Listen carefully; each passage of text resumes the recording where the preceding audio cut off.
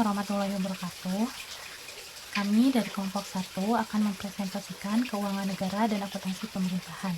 Saya Hani Apriani bersama teman saya yang bernama Triwulan Yulianti Sukma. Materi yang akan dibahas pada presentasi kali ini yang pertama yaitu latar belakang reformasi keuangan negara. Yang kedua ada lingkup manajemen keuangan negara. Yang ketiga ada asas-asas dalam keuangan negara. Yang keempat ada kekuasaan atas pengelolaan keuangan negara. Yang kelima ada kekuasaan pengelolaan keuangan daerah. Yang keenam ada perubahan paradigma akuntansi pemerintahan. Yang ketujuh ada dasar akuntansi pemerintahan. Dan yang terakhir yaitu laporan anggaran dan akuntansi. Selanjutnya saya akan menjelaskan latar belakang reformasi keuangan negara. Reformasi keuangan negara mengacu pada prinsip good governance dan perubahan sistem pemerintahan melalui kebijakan otonomi daerah yang dimulai pada tahun 2001. Otonomi daerah menyebabkan perubahan hubungan antara keuangan daerah memikul tanggung jawab yang lebih besar dalam menyelenggarakan pelayanan dasar. Reformasi ini diwujudkan melalui penataan berbagai aspek, mulai dari peraturan perundang-undangan sebagai landasan hukum, penataan kelembagaan, perbaikan sistem pengelolaan keuangan negara, hingga pengembangan sumber daya manusia di bidang keuangan. Selain itu, reformasi keuangan negara juga didukung oleh berbagai produk hukum seperti Nomor 17 Tahun 2003 tentang Keuangan Negara, Undang-Undang Nomor 1 Tahun 2004 tentang Pembendaharaan Negara, Undang-Undang Nomor 15 Tahun 2004 tentang Pemeriksaan Pengelolaan dan Tanggung Jawab Keuangan Negara, Undang-Undang Nomor 32 Tahun 2004 tentang Pemerintahan Daerah, Undang-Undang Nomor 33 Tahun 2004 tentang Perimbangan Keuangan antara Pemerintahan Pusat dan Pemerintahan Daerah, PP Nomor 23 Tahun 2005 tentang Pengelolaan Keuangan Badan Layanan Hukum, PP Nomor 24 Tahun 2005 tentang SAP, dan PP 71 tahun 2010. PP nomor 58 tahun 2005 tentang pengelolaan keuangan daerah, PP nomor 8 tahun 2006 tentang pelaporan keuangan dan kinerja instansi pemerintahan. Keuangan negara dan akuntansi pemerintahan adalah dua konsep yang saling berhubungan, tetapi memiliki fokus yang berbeda. Secara umum, keuangan negara mencakup seluruh aspek pengelolaan uang negara, sedangkan akuntansi pemerintahan adalah metode untuk mencatat dan melaporkan pengelolaan tersebut. Penjelasannya yaitu keuangan negara adalah semua hak dan kewajiban negara yang dapat dinilai dengan uang, serta segala sesuatu baik berupa uang maupun barang yang dapat dijadikan milik negara yang berhubungan dengan pelaksanaan hak dan kewajiban tersebut. Sedangkan akuntansi pemerintahan adalah proses pencatatan, pengelolaan, penyajian data keuangan yang melibatkan transaksi keuangan pemerintah. Tujuannya yaitu untuk menghasilkan laporan keuangan yang transparan, akuntabel, dan dapat dipercaya bagi publik dan pemangku kepentingan. Selanjutnya yaitu lingkup manajemen keuangan negara. Manajemen keuangan negara dan daerah adalah pengelolaan yang mencakup seluruh penerimaan dan pengeluaran uang melalui kas umum. Tidak hanya kas, pengelola keuangan juga mencakup pada utang, piutang, aset jangka panjang.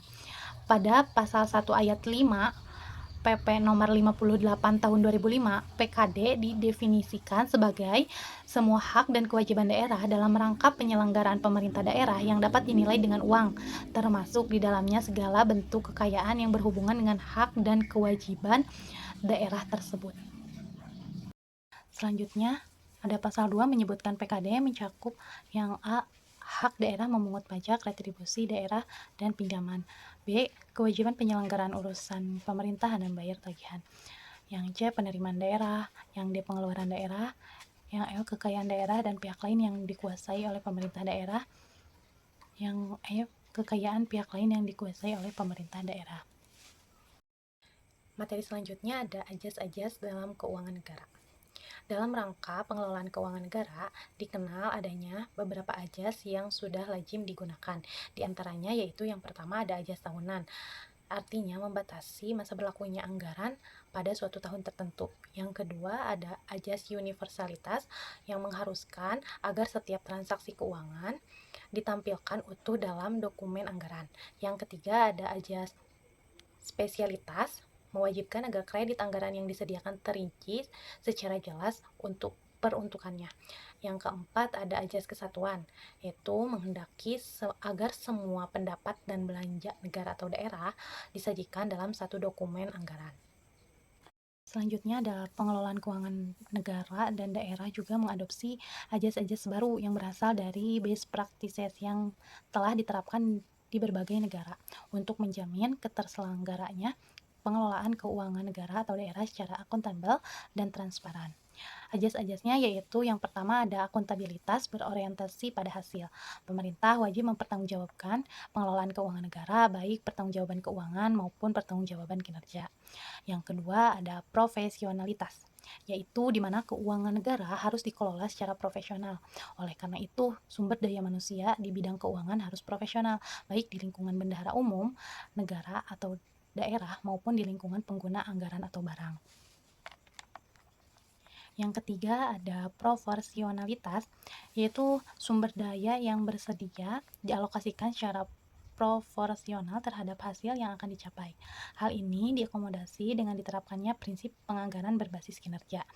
Yang selanjutnya ada keterbukaan, di mana pengelolaan keuangan negara dilaksanakan secara transparan, baik dalam perencanaan dan penganggaran, pelaksanaan anggaran, pertanggungjawaban maupun hasil. Dan yang terakhir yaitu pemeriksaan keuangan oleh BPK, yaitu Badan Pemeriksa Keuangan. Pemeriksaan oleh BPK dilaksanakan sesuai dengan amanat undang-undang dan hasil pemeriksaan disampaikan langsung kepada parlemen. Kedudukan BPK terhadap pemerintah adalah independen. Dengan kata lain, BPK merupakan eksternal auditor pemerintah. Materi selanjutnya di sini ada kekuasaan atas pengelolaan keuangan negara.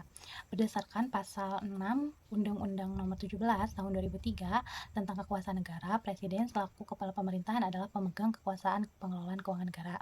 Untuk membantu Presiden dalam pelaksanaan kekuasaan tersebut, maka sebagian wewenang dikuasakan kepada Menteri Keuangan selaku pengelola fiskal dan wakil pemerintah dalam kepemilikan kekayaan negara yang dipisahkan. Selanjutnya dikuasakan kepada menteri atau pimpinan lembaga selaku pengguna anggaran atau pengguna barang kementerian atau lembaga yang dipimpinnya. Selanjutnya diserahkan kepada gubernur atau bupati atau wali kota selaku kepala pemerintahan daerah yang mengelola keuangan daerah dan mewakili pemerintah daerah dalam kepemilikan kekayaan daerah yang dipisahkan. Di sini saya akan menjelaskan secara singkat proses pendelegasian wewenang pengelolaan keuangan negara. Adalah keuangan negara disahkan oleh DPR atau DPRD di daerah menjadi undang-undang atau peraturan daerah Perda. Selanjutnya yaitu presiden dan kepala daerah adalah pelaksana undang-undang atau perda tersebut. Selanjutnya presiden mendelegasikan wewenangnya kepada Menteri Keuangan, sedangkan kepala daerah mendelegasikan wewenangnya kepada sekretaris daerah. Materi selanjutnya yaitu kekuasaan atas pengelolaan keuangan daerah yang dilaksanakan oleh gubernur, bupati, atau wali kota didelegasikan pada Sekda. Sekda selaku koordinator pengelola keuangan daerah, SKPKD, PPKD, dan BUD selaku CFO, APBD, SKPKD pengguna anggaran atau barang selaku COO. Selanjutnya di sini ada gambar bagan pengelolaan keuangan daerah. Saya akan sedikit menjelaskan tentang gambar bagan tersebut. Struktur pengelolaan keuangan daerah, kepala daerah, gubernur, bupati, dan wali kota sebagai Chief Executive Officer sebagai penanggung jawab tertinggi pengelolaan keuangan daerah. Terus didelegasikan kepada sekretaris daerah sebagai koordinator pelaksanaan kebijakan keuangan daerah. Di sini terus ada SKPD sebagai pengguna anggaran, atau bisa disebut dengan COO yang melaksanakan program atau kegiatan sesuai dengan anggaran. SKPD di sini yaitu Satuan Kerja Perangkat Daerah, yang artinya SKPD merupakan unit kerja di pemerintah daerah yang melaksanakan urusan pemerintahan dan menggunakan anggaran daerah. Contohnya SKPD di sini yaitu Dinas Pendidikan, Dinas Kesehatan, Dinas Perhubungan, Bapenda, dan dinas atau badan daerah lainnya. Peran dari SKPD dalam gambar di sini yaitu SKPD bertindak sebagai pengguna anggaran yang bertanggung jawab atas pelaksanaan program, kegiatan, dan penggunaan anggaran sesuai dengan APBD. SKPD dapat melimpahkan ke kuasa pengguna anggaran atau KPA. SKPKD yaitu Satuan Kerja Pengelolaan Keuangan Daerah, yaitu unit atau organisasi yang mengelola keuangan daerah. Sedangkan PPKD yaitu Pejabat Pengelola Keuangan Daerah, di mana pejabat yang memimpin SKPKD dan bertanggung jawab atas pengelolaan keuangan daerah. Sedangkan BUD atau Bendahara Umum Daerah, fungsi atau jabatannya yang mengelola kas daerah, biasanya dijabat oleh PPKD. Singkatnya, SKPKD adalah organisasinya, PPKD adalah pejabatnya, dan BUD yaitu fungsi pengelolaan keuangan kas daerah. SKPKD, PPKD, atau BUD ini dapat dilimpahkan kuasanya ke kuasa BUD atau Bendahara Umum Daerah. Materi selanjutnya akan disampaikan oleh rekan saya yang bernama Triwulan Yulianti Sukma. Perubahan paradigma akuntansi pemerintahan. Reformasi keuangan negara telah menciptakan paradigma baru dalam akuntansi pemerintahan, didukung oleh infrastruktur, regulasi undang-undang keuangan negara, dan PP tentang standar akuntansi pemerintahan. Paradigma merupakan cara pandang realistas, seperti halnya reformasi keuangan negara di Indonesia. Paradigma dalam akuntansi pemerintahan pun telah berubah dari mekanistik dan birokratif menjadi lebih fleksibel, dinamis, dan lebih bersifat bisnis. Perubahan yang signifikan ini dapat dielaborasi dalam beberapa aspek. Lalu yang pertama, yaitu pengakuan dan pengukuran dasar kas menjadi dasar akrual. Lalu yang kedua, teknik pembukuan tunggal atau single entry menjadi teknik pembukuan berpasangan atau double entry. Lalu yang ketiga, laporan anggaran dan laporan akuntansi. Perubahan paradigma yang pertama itu ada pengakuan dan pengukuran dasar kas menuju dasar akrual. Untuk menuju dasar akrual, maka diperlukan masa transisi atau penyesuaian dengan kondisi masing-masing entitas di mana akuntansi pemerintahan diaplikasikan. Studi International Federation of Accountants atau IFIC dan Public Sector Committee atau PSC mengidentifikasi bahwa antara dasar kas dan dasar akrual terdapat dua modifikasi yang dipakai. Lalu di samping ini ada skema dasar akuntansi, yaitu dari cash menjadi ke modifikasi cash, lalu modifikasi akrual, lalu menjadi akrual. Transisi antara masing-masing dasar akuntansi berbeda dari satu negara ke negara lain. Hal ini tergantung dari kondisi sosial dan politik negara yang bersangkutan, dasar akuntansi yang digunakan sekarang, kualitas dan jangkauan informasi yang tersedia, sumber daya yang dialokasikan untuk transisi tersebut, lalu periode waktu yang disediakan untuk transisi menuju dasar akrual. Dasar-dasar akuntansi pemerintahan. Yang pertama ada dasar kas atau cash basis. Transaksi diakui saat kas diterima atau dibayarkan. Pemakaian laporan keuangan membutuhkan informasi yang lebih kompleks yang tidak dapat disediakan oleh akuntansi dasar kas. Lalu informasi dasar kas kurang relevan bagi pengambil keputusan karena dasar kas hanya berfokus pada aliran kas dan mengabaikan aliran sumber daya lainnya. Lalu akuntansi dasar kas tidak dapat memberikan informasi modal, yaitu aktiva secara akurat. Lalu, publik mempunyai keterbatasan untuk meminta pertanggungjawaban pemerintahan dan penggunaan sumber daya. Informasi dasar kas berarti pemerintah mempertanggungjawabkan kas yang digunakan, tetapi tidak disebutkan pertanggungjawaban atas aktiva dan kewajibannya. Dasar akuntansi yang kedua yaitu dasar kas modifikasi. Ini mirip kas tetapi periode diperpanjang. Perbedaan pada dasar kas modifikasi yaitu pembukuan masih dibuka pada akhir periode dengan ditambah suatu jangka waktu tertentu setelah tahun buku. Lalu penerimaan dan pengeluaran yang terjadi selama periode perpanjangan tersebut namun berasal dari transaksi periode sebelumnya, diakui sebagai pendapatan dan pengeluaran dari tahun fiskal sebelumnya. Lalu arus kas pada awal periode pelaporan yang telah dipertanggungjawabkan oleh pada periode sebelumnya dikurangkan dari aliran kas periode saat ini. Dasar akuntansi yang ketiga yaitu dasar akrual modifikasi, yaitu mengakui transaksi dan peristiwa pada saat transaksi atau peristiwa terjadi, dan bukan pada saat kas diterima atau dibayarkan. Perbedaan utama dasar akrual modifikasian dari dasar akrual adalah aset fisik dibiayakan atau expensed pada waktu pembelian, lalu seluruh aset dan kewajiban lainnya diakui seperti dasar akrual. Elemen-elemen yang diakui dasar akrual modifikasian yaitu aset-aset keuangan, kewajiban bersih atau aset-aset keuangan bersih, pendapatan dan biaya modifikasi akrual. Dasar akuntansi yang keempat yaitu dasar akrual atau akrual basis. Transaksi diakui saat transaksi terjadi. Elemen dasar akrual adalah aset, kewajiban, laba bersih, pendapatan dan biaya. Pengukuran akuntansi akrual berfokus pada pengukuran sumber daya ekonomis dan perubahan sumber daya tersebut pada suatu entitas. Modal pelaporan pada dasar akrual yaitu laporan posisi keuangan atau neraca, laporan kinerja keuangan, dan laporan arus kas. Di sini tersedia elemen adopsi dasar kas menuju dasar akrual. Ada keterangan, dasar kas, dasar modifikasi kas, dasar modifikasi akrual, dan menjadi dasar akrual. Perbedaan pengukurannya pada dasar kas, yaitu banyak perbedaan, lalu dari dasar akrual menjadi seragam. Jangkauan elemen laporan keuangan, yaitu definisi elemen, rincian definisi elemen dari dasar kas ini dari sederhana menjadi lebih kompleks di dasar akrual. Lalu pentingnya pertimbangan atau judgement dalam akuntansi. Tidak penting dalam dasar kas lalu menjadi sangat penting dari dasar akrualnya. Lalu, biaya pengembangan dan monitoring sistem akuntansi atau dapat ditentukan secara tepat. Dari yang awalnya murah di dasar kas lalu menjadi mahal di dasar akrual ini. Biaya dan manfaat dari masing-masing dasar akuntansi berbeda tergantung kepada yang pertama karakteristik dan hakikat suatu entitas, lalu tipe dan tujuan laporannya, nilai informasi bagi pemakai, lalu biaya atau kos pengembangan dan pemeliharaan sistem. Manfaat-manfaat adopsi dasar kas menjadi akrual yaitu terdapat digambar sebagai berikut.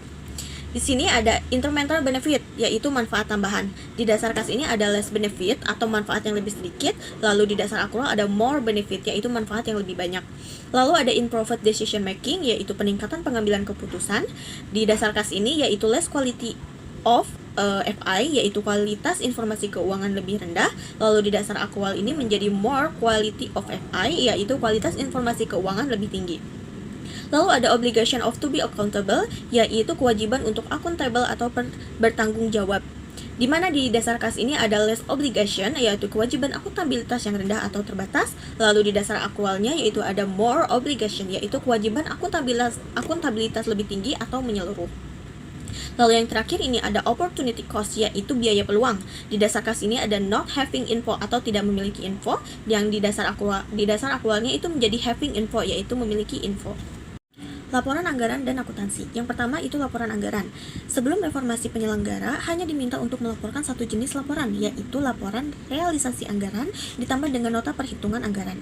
Setelah Undang-Undang Nomor 17 Tahun 2003, SKPD diwajibkan melaporkan realisasi anggaran, neraca, laporan arus kas, dan catatan atas laporan keuangan. Yang kedua ada laporan akuntansi. Ini memiliki dua laporan, yaitu laporan yang dihasilkan dari proses akuntansi seperti transaksi, jurnal, dan buku besar. Lalu laporan yang dihasilkan tanpa proses akuntansi seperti penerimaan dan pengeluaran kas, inventarisasi aset pada akhir tahun. Teknik pembukuan dan dasar akuntansi berhubungan dalam hal keduanya saling mendukung. Single entry mendukung basis kas dan double entry mendukung basis akrual. Hubungan ini dapat dilihat di gambar yang tertera pada gambar tersebut. Menurut basis kas toward akrual yang dianut oleh standar akuntansi pemerintah Indonesia, aset kewajiban dan ekuitas diakui basis akrual, sementara pendapatan dan belanja diakui basis kas. Basis akrual di pemerintah Indonesia mengakui transaksi pada saat terjadinya.